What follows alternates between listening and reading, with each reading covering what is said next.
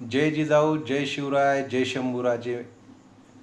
भारत हा कृषीप्रधान देश आहे आणि भारतामध्ये प्रायमरी सोर्स हा शेती आहे. त्यामुळं बाप सगळ्यांचेच, पण शेतकऱ्यांचा अजूनही बाप नाही.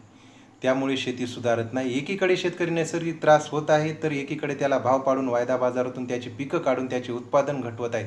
त्यामुळे शेतकऱ्यांवर फाशी घ्यायची वेळ येत आहे. अशाच कार्यश्रेणीत अतिवृष्टीची नुकसान भरपाई ही कशी केली जाते? शेतकऱ्यांच्या पिकाची नासधूस झाली असता महाराष्ट्र शासन यांच्या SOP ठरल्याप्रमाणे ज्या पद्धतीनं SOP ठरला त्याच्यानुसार अतिवृष्टी नुकसान भरपाई मिळवली जाते आणि शेतकऱ्यांना त्याचा लाभ होतो. 1,000 रुपये महिन्याप्रमाणे सोयाबीनला कुंटली शासन भाव देतो. म्हणजेच महिन्याला 5 ते 10,000 रुपये सॅलरी स्लिप देतो. अशी स्लिप आणि अशी सॅलरी की त्याला कायमस्वरूपी झोपायला लावते.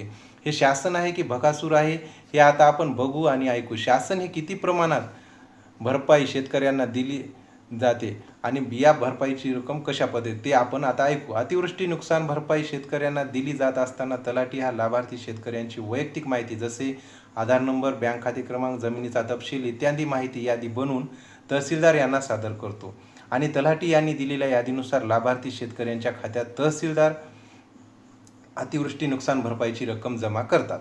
परंतु ही अतिवृष्टी नुकसान भरपाईची रक्कम जमा करत असताना बऱ्याच शेतकऱ्यांचा तपशील चुकतो, बँक खाते क्रमांक चुकतो. यामुळे शेतकऱ्यांना मदत मिळण्यास विलंब होतो.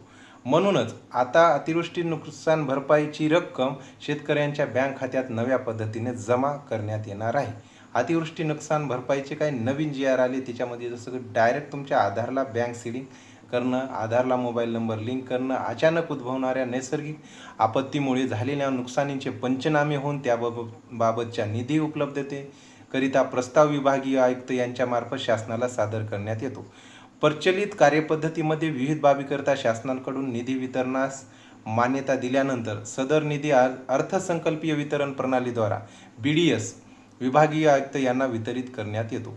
विभागीय आयुक्त हा निधी जिल्हाधिकाऱ्यांना वितरित करतात. जिल्हाधिकारी हा निधी तहसीलदार यांना वितरित करतात आणि तहसीलदार ही कोषागारात देयक सादर करून रक्कम आहरित करतात. ही रक्कम तहसीलदारांकडे असलेल्या बँक खात्यात जमा करण्यात येते. त्यानंतर मदतीचा निधी अतिवृष्टीमुळे नुकसान झालेल्या व्यक्तीच्या बँक खात्यामध्ये जमा करण्यात येतो. सदर प्रक्रियेमध्ये शासनास प्रस्ताव प्राप्त होणे, प्रस्तावास शासन मान्यता मिळाल्यानंतर त्याबाबतचा निधी प्राप्त होऊन बाधितांना मदत वितरित करेपर्यंत बराच वेळ निघून जातो. त्यामुळं अनुदान लवकर तुमच्या खात्यावर येत नाही. अतिवृष्टी नुकसान भरपाईचे नवीन शासन निर्णय नेहमी नवीन निर्णय, नवीन GR काढतात. परंतु नैसर्गिक आपत्तीमध्ये शेतपिकांचे व शेतजमिनीचे नुकसान झालेल्या पात्र शेतकऱ्यांना मदतीचा निधी यापुढे जुन्या कार्यपद्धतीनुसार वितरित न करता महाआयटी यांच्याकडून यासाठी विकसित करण्यात येणाऱ्या संगणकीय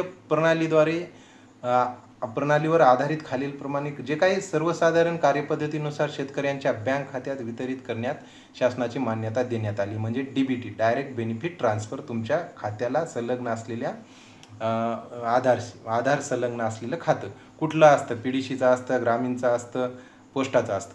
अतिवृष्टी नुकसान भरपाईची रक्कम शेतकऱ्यांच्या बँक खात्यात हस्तांतरित करण्याची नवीन पद्धत आहे. सर्व तहसीलदार हे शासन निर्णयासोबतच्या विवरण पत्रामधील रकान्यात नमूद केलेल्या नमुन्यात पात्र शेतकऱ्यांची सर्व माहिती एक्सेल फॉर्मॅटमध्ये भरून महाआयटी या कंपनीकडून त्यांना उपलब्ध करून दिलेल्या लॉगिनद्वारे याकरिता विकसित केलेल्या नवीन पोर्टलवर पाठवतील. तहसीलदार यांच्याकडून संगणकीय प्रणालीवर उपलब्ध करून दिलेल्या लाभार्थ्यांच्या याद्या जिल्हाधिकारी यांच्या वतीने त्यांनी प्राधिकृत केल्यानुसार संबंधित जे काही प्रांताधिकारी किंवा निवासी उपजिल्हा अधिकारी यांच्याकडून अनुमोदित करण्यात येतील. या याद्या शासनाने यासाठी मंजूर केलेल्या जिल्हानिहाय निधीच्या मर्यादित अनुमोदित करण्यात येतील. तहसीलदार यांनी उपलब्ध करून दिलेल्या माहितीचे संगणकीय ऑनलाईन प्रणाली वर संस्करण करण्यात येईल. ज्या माहितीमध्ये त्रुटी आहेत अशी माहिती त्रुटी दूर करण्यासाठी तहसीलदार यांनी संगणकीय प्रणालीवर दर्शवण्यात येईल. यामुळे एकाच व्यक्तीच्या नावे दोघांना अथवा एकाच बाधित क्षेत्राकरिता 2 व्यक्तींना होणारे रकमेचे प्रदान टाळता येईल. तहसीलदार यांना या माहिती मध्ये आवश्यक असेल ती दुरुस्ती करता येईल आणि माहिती पुन्हा संगणकीय प्रणालीवर अपलोड करता येईल. तहसीलदार, प्रांत अधिकारी किंवा निवासी उपजिल्हा अधिकारी यांच्याकरता स्टँडर्ड ऑपरेटिंग प्रोसिजर SOP म्हणतात संकेतस्थळावर उपलब्ध करून देण्यात येईल. अशा रीतीने संकलित झालेले जे काही ही यादी तहसीलदार यांनी पोर्टलवरून डाउनलोड करून घेता येईल. ही यादी ग्रामपंचायतीमध्ये लावता येईल तुम्हाला. तलाठी, ग्रामसेवक शेतकऱ्यांना काही याच्यावर मार्गदर्शन करतील. विशिष्ट क्रमांक यादीमधील लाभार्थी यांना नजीकच्या कॉमन सर्व्हिस सेंटरमध्ये अथवा आपले सरकार सेवा केंद्रावर जाऊन त्यांची आधार क्रमांकाद्वारे बायोमेट्रिक ओळख पटवणे आवश्यक राहील, ज्याला आपण KYC म्हणतो. लाभार्थ्यांनी ओळख पटवण्याच्या विभागाने यासाठी खाते उघडलेल्या बँकमार्फत SBI रक्कम थेटरित्या लाभार्थ्यांच्या बँक खात्यात जमा होतील. जर विशिष्ट क्रमांक असेल, आता ज्याचा VK नंबर म्हणून आपण तो आलेला असतो आणि तो कॉमन सर्व्हिसवर जायचं आणि आपला KYC करून घ्यायचा. त्यांची आता हे क्रमांकाद्वारे बायोमेट्रिक ओळख पटल्यानंतर SBI मार्फत रक्कम थेटरित्या शेतकऱ्यांच्या बँक खात्यात जमा होईल. आता अशा पद्धतीनं तुमचे नुकसानीचे पैसे VK नंबरद्वारे तलाठ्याचे आपण इथं कॉमन सर्व्हिसला गेल्याच्यानंतर अंगठा देऊन तुम्ही तुमचे पैसे तुमच्या खात्यात वितरित होतात. आता हे डायरेक्ट सरकार तुमच्या थेट रक्कमा करतं, अशी एक पद्धत आहे. आणि अशा गोष्टीमुळे अशा पद्धतीने आपल्याला शासन आपली नुकसान भरपाई आपल्या खात्यावर शेतकऱ्यांच्या देते. एवढं ऐकल्याबद्दल जय हिंद, जय महाराष्ट्र, जय शिवराय.